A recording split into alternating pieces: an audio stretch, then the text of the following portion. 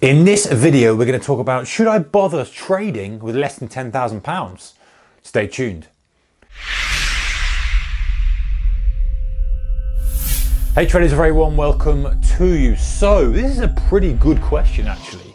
Should I bother trading with less than £10,000, €10,000, $10,000 or equivalent, around that number?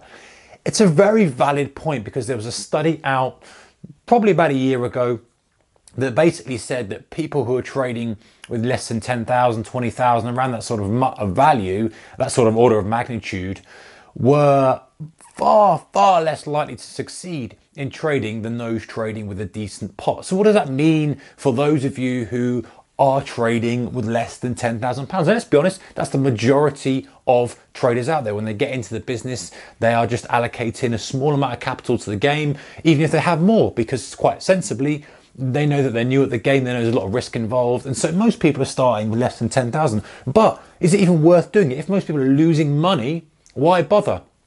Well, my answer to that is yes, it is worth doing. And I think the reason that people lose money is because they are trading far too much on margin, using far too much leverage. They're geared too much. So the big thing to say is that if you're trading with less than £10,000, don't try to make a massive amount of money. That is the big problem with traders blowing up. They are using too much size because they want to make too much. They've got £1,000 account, £2,000 account. That's fine. That is absolutely fine. But you have to have the order of magnitude of positions much smaller. You know, if you've got a £1,000 account, if you've got a £2,000 account, if you've got that sort of level of account, you shouldn't be trading tens and £20 a point. You know, if you're spread betting, you should be trading way less, £1, £2 a point, 50p a point in some cases.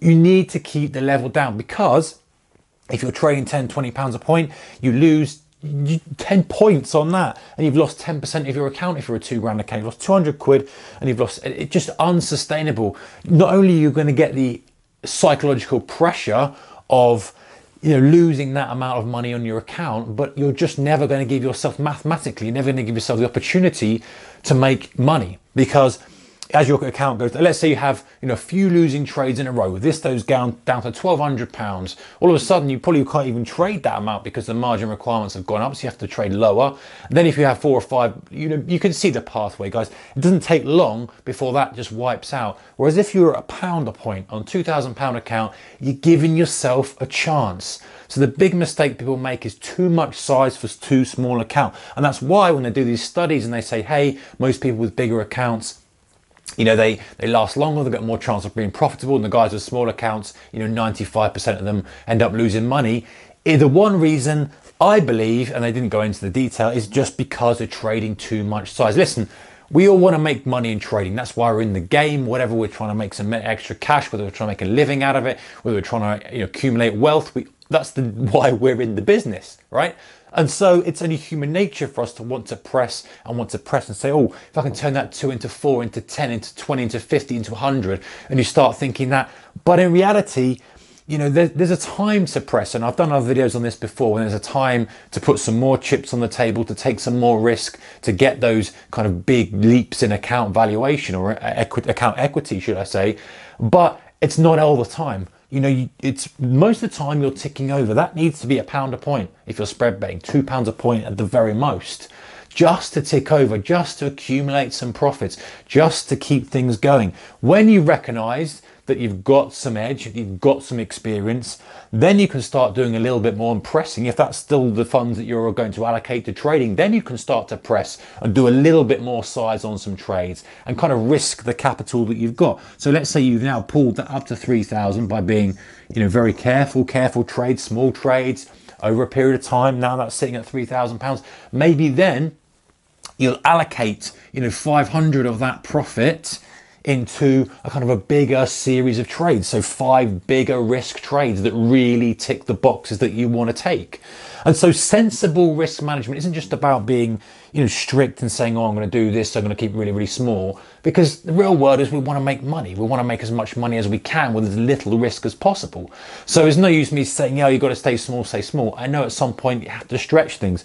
But how's that for an idea? Make some money first, prove the concept's working. You'll have all the data there as well to see, hey, what's the best setups? What's the best market conditions?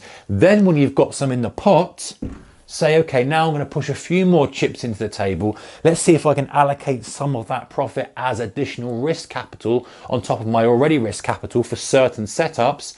Push those in. If you lose, fine, you go back a little bit, but you're prepared to do that because you're prepared for the gain that you potentially could got. And this is a better chance of success for you because you've already know what's likely to work, what's got a high probability, what's working in this market conditions, what am I good at, where's my extra edge that I can afford to take that additional risk to push that perhaps to 5. Then you can start looking at those incremental gains and get above that magic 10 or that magic 20 or whatever the kind of figure is to scale the operation back a bit still, but then you're trading with a bit more size relative to what you've got.